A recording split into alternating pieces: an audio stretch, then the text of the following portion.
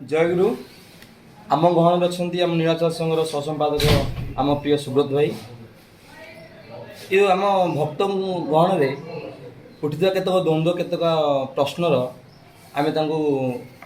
से प्रश्नर उत्तर प्रश्न करुचु से प्रश्न से आमको उत्तर दे आमर जो क्षुधा अच्छी से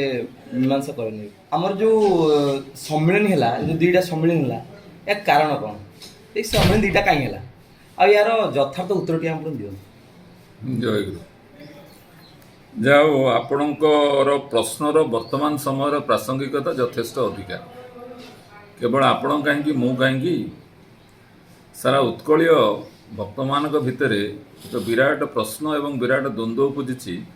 जे शाखा संघर ए प्रकार स्थिति कहीं ये प्रश्नर निरसन बा ये द्वंद्व मुकुलिया आम समस्त को स्पष्ट भाव किसी उत्तर जानी रखा उचित। नीलाचल सारस्वत संघ केन्द्र आसन मंदिर वीरतुंग जेतेबेल ठारू आरंभ होईची बा आमे जेबेठारू ये संघरे योगदान करिचे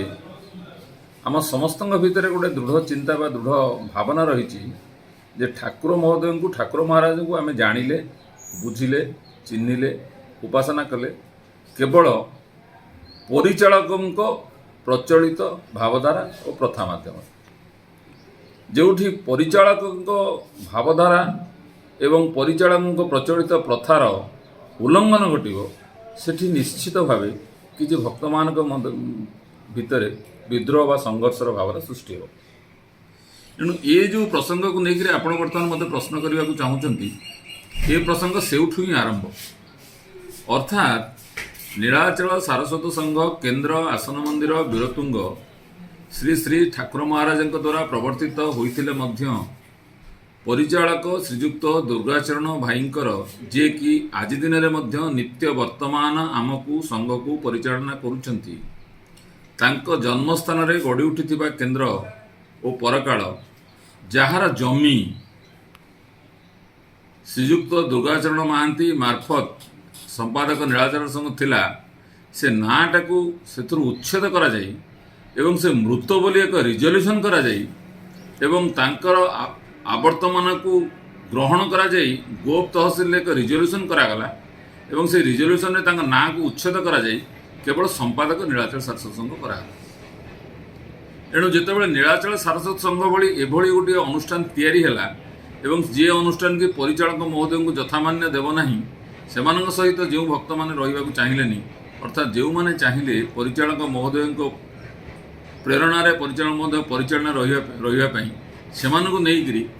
वर्ष प्रथम कर एक सम्मेलन है वीरतुंग ठारे तेणु ताहा ही यथार्थ सम्मेलन एवं अन्य जो सम्मेलन आप कहते जहाँ मित्रपक्ष कटक गोटे कर मेलचामुंडा जो सम्मेलन होता एक भित्तिहीन एवं शून्य विचारधारा ताहा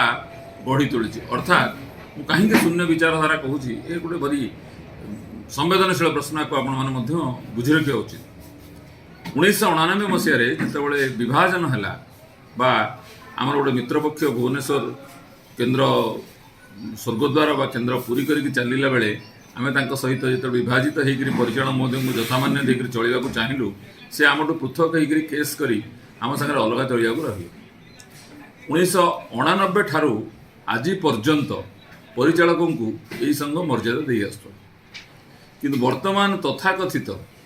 क्षमतालिप्सु अर्थलोभी एवं निज प्रतिष्ठा व्यस्त विव्रत से भली किसी व्यक्ति हाथ में क्षमतार डोर चली से हठात परिचालकों को उच्छेद करने को चेष्टा कले जहाँ को विरोध करी आज ये संघ बा आज ये सम्मेलन आज यार कार्य आरंभ हो। जय जय वर्तमान नीलाचल संघर सारस्वत संघर परिचालक को केन्द्र कर चलता बद कौन ये दुनिया पर चलती कथा एपटू से दुनिया सब शुणा पड़ी से कथा कहूँ यथार्थ बुझे दिखाँ। शुणु श्री श्री ठाकुर महाराज सारा विश्व वंद्य श्री श्री ठाकुर महाराज भारत वर्ष में बहु अनुष्ठान बढ़ी किंतु उत्कलीय परंपरार श्री श्री ठाकुर महाराज परिचालक श्रीजुक्त दुर्गाचरण महांती द्वारा होता अर्थात ଠାକୁରଙ୍କୁ ଆମେ କିଭଳି ପୂଜା କରିବା, ଠାକୁରଙ୍କୁ ଆମେ କିଭଳି ପାଇବା, ଠାକୁରଙ୍କୁ ନେଇ କିଭଳି ଉପାସନା କରିବା, ଠାକୁରଙ୍କୁ ନେଇ କିଭଳି ଘର ସଂସାର କରିବା, ଏ ସମସ୍ତକୁ ଯିଏ ଯଦି ସରଳ ଭାବେ ଏବଂ ପରିଚାଳକ ଠାକୁରଙ୍କର ମାନସପୁତ୍ର ଭାବେ ଯିଏ ଆମ ନିକଟରେ ସର୍ବବୋଧଗମ୍ୟ କରିଛନ୍ତି, ତାଙ୍କୁ ଆମେ ସମସ୍ତେ ନିତ୍ୟ ବର୍ତ୍ତମାନ ବୋଲି ସମ୍ମାନ ଦେଉ। ଏବଂ ପରିଚାଳକଙ୍କ ସହିତ ଠାକୁରଙ୍କର ଇଏ ଏକ ଭିନ୍ନ ବିଚାରଧାରା, ଆକୁ ମଧ୍ୟ ନେଇକରି ଆପଣମାନଙ୍କ ହାତରେ ସମୟର ସଂକ୍ଷିପ୍ତ ହେତୁକୁ ମୁଁ ଖୁବ୍ ସଂକ୍ଷିପ୍ତରେ ଏଟା କହିବାକୁ ଚାହୁଁଛି। ପରିଚାଳକ ମହୋଦୟ ଏକମାତ୍ର ଯେ କହିଲେ ଗୁରୁ ଏବଂ ଇଷ୍ଟ ଏକ, ଅର୍ଥାତ୍ ଗୁରୁଙ୍କ ଆସନରେ ସେ ଇଷ୍ଟଙ୍କୁ ବସେଇଲେ ଏବଂ ସେ କହିଲେ ମୋ ଇଷ୍ଟ ଯିଏ ମୋ ଗୁରୁ ସିଏ। ଏ ଗୋଟେ ଭିନ୍ନ ପରମ୍ପରା ସୃଷ୍ଟି କଲେ। ଉତ୍କଳରେ ଶ୍ରୀ ଶ୍ରୀ ଠାକୁରଙ୍କର ସେବା ପୂଜା ବିଧି କିପରି ହେବ ତା ପାଇଁ ଗୋଟେ ଭିନ୍ନ ପରମ୍ପରା ସୃଷ୍ଟି କଲେ। ଏଣୁ ପରିଚାଳକ ଏକ ଭିନ୍ନ ବିଚାରଧାରା, ଭିନ୍ନ ଚିନ୍ତା। ଏଣୁ ତାଙ୍କର ବିଚାରଧାରା ବା ଚିନ୍ତାକୁ କେହି ଗୋଟେ ମୃତ ବୋଲି ରିଜଲ୍ୟୁସନ୍ କରିକି ସାରିଦେବ, ଏଇଟା ଗୋଟେ ଭୁଲ କଥା। ଏଣୁ ଏ ବାବଦରେ ସ୍ପଷ୍ଟ ମତ ଆମର ଯେ ପରିଚାଳକଙ୍କ ବିଚାରଧାରାକୁ ଯେଉଁମାନେ ସମ୍ମାନ ଦେବେ ସେମାନେ ବିରୋଧୀଙ୍କର ହୋଇଥିବା ସମ୍ମିଳନୀକୁ ନିଶ୍ଚୟ ସମର୍ଥନ କରିବେ, ଏଥିରେ ଆଦୌ ସନ୍ଦେହ ରହିବା ଅନୁଚିତ। ଭାରତ ସଂଘର ଟାଇଟଲ ସୁଟ୍ କେସ୍ର ବର୍ତ୍ତମାନ ସ୍ଥିତି କ'ଣ ଏବଂ ଏହି କେସ୍କୁ ମୂଳ କେସ୍ କୁହାଯିବାର କାରଣ କ'ଣ, ଆପଣ ଟିକେ ବୁଝେଇ ଦିଅନ୍ତୁ ଦୟାକରି। ଶୁଣନ୍ତୁ, ଇଏ ଗୋଟେ ବିରାଟ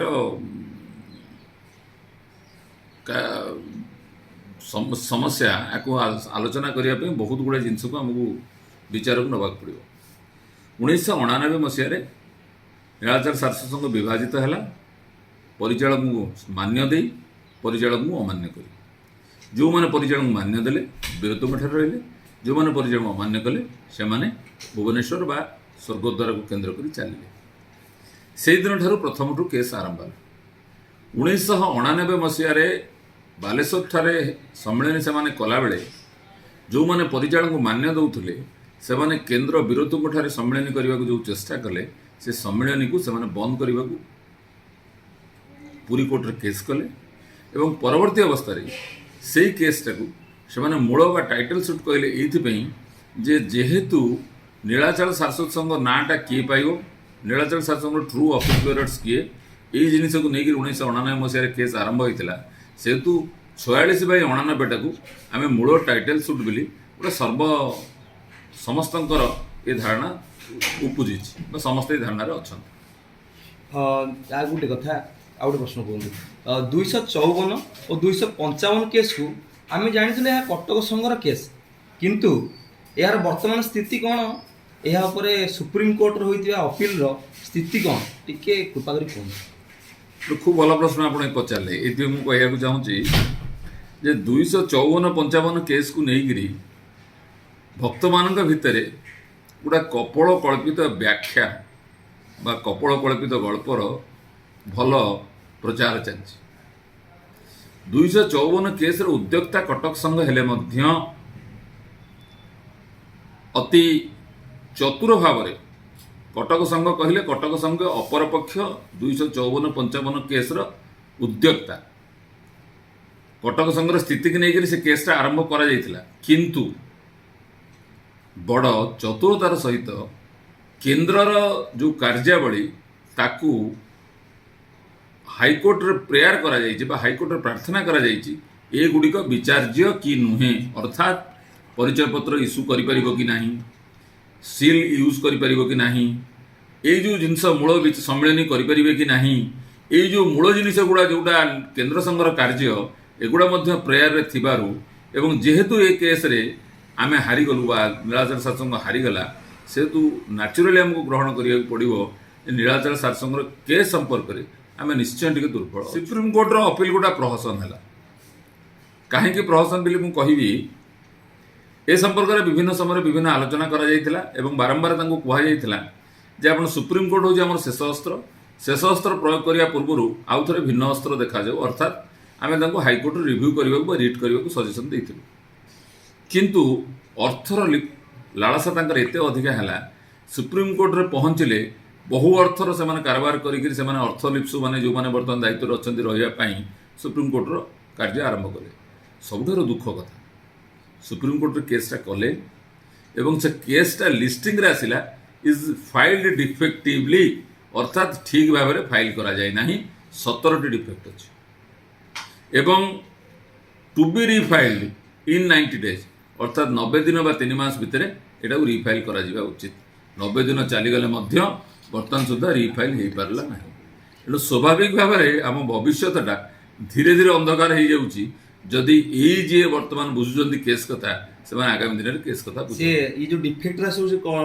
कले से कौन माने कौन कौन से डिफेक्ट टिके संक्षिप्त कहते संक्षिप्त देखो एक्चुअली आम तो से पिटिशन देखी ना आम केवल जजमेंट बा आपनकर वेबसाइट रु जहाँ देखिलु अनभिज्ञ एवं अज्ञता थिबा लोक मानकर जदि केस परिचालन दायित्व नियंती ताले जहाँ घटिब साधारण भाव में आमे केस रे मूलतः करने को गले केस रे किए पार्टी हम एवं कहा नार करा जीवो ठू आरंभ करी केस रे कौन प्रेयर हो ये गुड़े जिनस केस रे कलेबर को तैयारी करे एणु एमाने 17टा डिफेक्ट कर माने प्रत्येक जगार से डिफेक्ट रखिछन्ति एणु एक्जाक्ट डिफेक्ट पिटिशन न देखिले कहबाटी कष्ट परिचय पत्र परिचालक स्पेसिफिक सिग्नेचर अपव्यवहार तथा भक्त मानक मध्य सृष्टि होइतिबा विवादर साम्यक विवरण टी कहूँ शुणु ये गोटे भारी स्पर्शकातर विषय भक्त समाज ठाकुर को भल पाए भक्त समाज परिचालन मान्य करे गृहासन ठाकुर को परिचालन को पूजे ठाकुर को पूजा करे परिचालन मान्य करे शाखा संघरे मध्य ठाकुर एवं परिचालन को सम्मान करे एवं केन्द्र को से आसे विशेष भाव से कौन घटना बुझा चेष्टा करे ना वर्तमान जो माने तथाकथित कार्य अच्छा जो माने तथाकथित कर्मकर्ता बोली निजको कहते सेमानंकर स्थिति होउची जे सेमाने संपूर्ण रूपे अपव्यवहार करुचंती परिचालक स्पेसिमेन सिग्नेचर कारण से नैतिक अधिकार से हरई सारी 254-55 नंबर केस रे कोर्ट तांको सीधा भाव कही सारी जे तुम्हें एभली अनैतिक कार्य आदौ लिप्त न हवा उचित एणु सेमानकर से नैतिक अधिकार चली जाइए एवं द्वितीय इम्पोर्टाट कथा हूँ जे परिचय पत्र इश्यू करिवार मध्य अधिकार से हरई सारी किंतु कथाटा हूँ से इश्यू कर पारि था जदि कौन कोर्ट रे से गोटे स्टे ऑर्डर पाई था दुख लगुच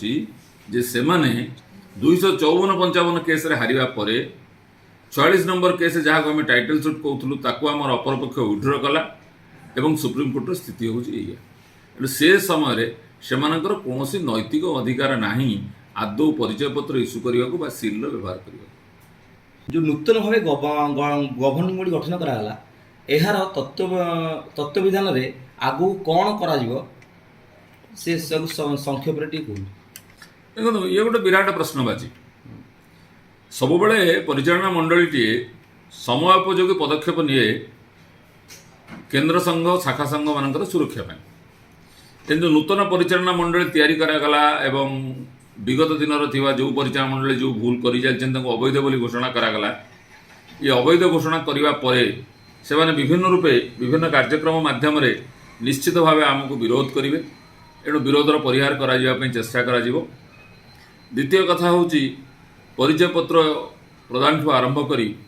शाखा संघर विभिन्न उत्सव करने आरंभ करी एवं बहु शाखा संघर सभ्य मानू जेभली भाव दुर्व्यवहार बा लांछित कर सुरक्षा विभिन्न कार्यक्रम बर्तमान पे स्थिर बर्तमान पे परिवर्तित पदक्षेप जितेबाला संपूर्ण रूपे ये परिचालना मंडली बा जो परिचालना मंडली केस दायित्व बुझुची जदि से बाहरी जाए ओहरी जाए ताहले मध्य ये परिचालना मंडली प्रस्तुत अच्छी पुणी थे मित्रपक्ष सांगे लड़ी नीलाचल शासन को पुणी निज अधिकार को फेरई आण आज दृढ़तार सहित मुझे कथा कहूँ ये परिचालना मंडली थे इस्तफा दौ एवं देखु आम ये परिचालन आम नीलाचल शासन को पुणी थे फेरई आनी पार्छु ना जयगुरु आमर समस्त प्रश्न उत्तर देते आपन अशेष धन्यवाद। जय गुरु जय गुरु।